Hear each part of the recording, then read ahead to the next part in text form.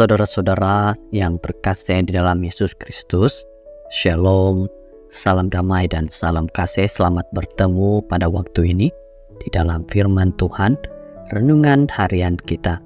Semoga pelajaran ini akan dapat memberikan kita nasihat bagi kita masing-masing untuk kekuatan iman kerohanian kita. Mari kita berdoa. Tuhan Yesus Kristus, berkatilah kami agar kami pada waktu ini dapat mengetahui apa yang ingin Tuhan sampaikan kepada diri kami masing-masing. Terima kasih ya Tuhan, di dalam nama Yesus kami berserah. Amin. Judul firman Tuhan pada kali ini, pengampunan ilahi, Oktober 14. Yesaya 55 ayat 7.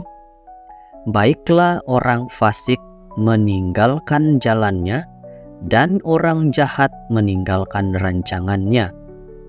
Baiklah ia kembali kepada Tuhan, maka Dia akan mengasihaninya, dan kepada Tuhan kita, sebab Ia memberi pengampunan dengan limpahnya.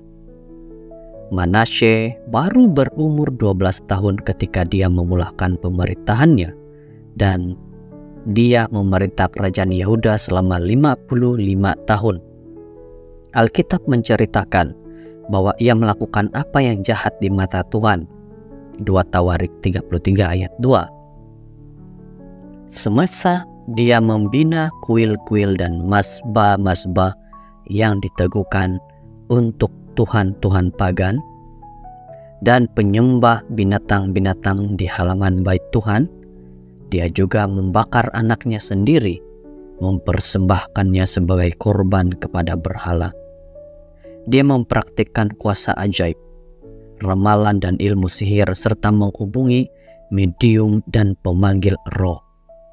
Dia ialah seorang Raja Yehuda yang paling menyembah berhala dan haus darah, serta yang melakukan banyak yang jahat di mata Tuhan. Ayat ke-6. Niat jahatnya semakin bertambah apabila merebak kepada orang-orang yang diperintahnya. Jadikan mereka lebih berdosa daripada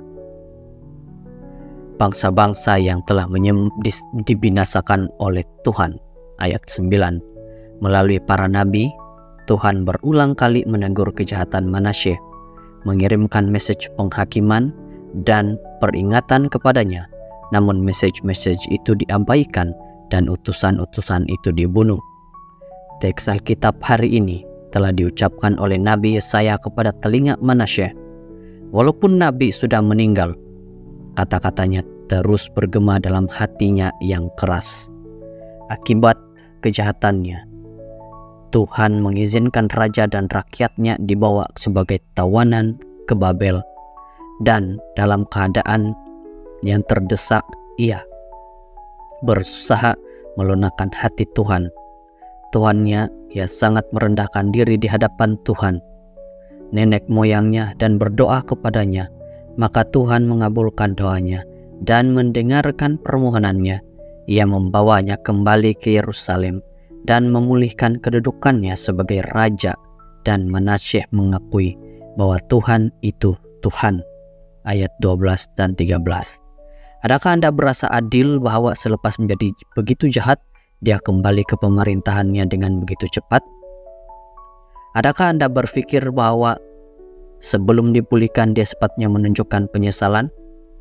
Walaupun mereka tidak mengungkapkan kepercayaannya seperti itu, mereka dikongsikan oleh ramai profesor Kristen.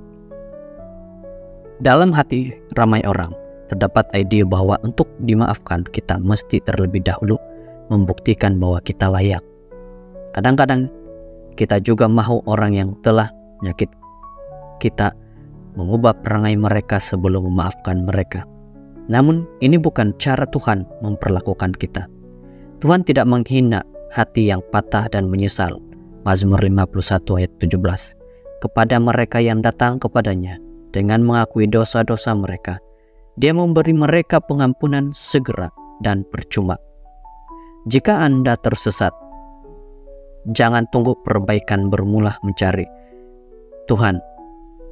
Jika Anda merasa jauh daripada Tuhan, kembalilah kepadanya tanpa berlengah. Ingatlah bahwa Tuhan akan mengasihi Anda dan Dia akan memberi Anda pengampunan.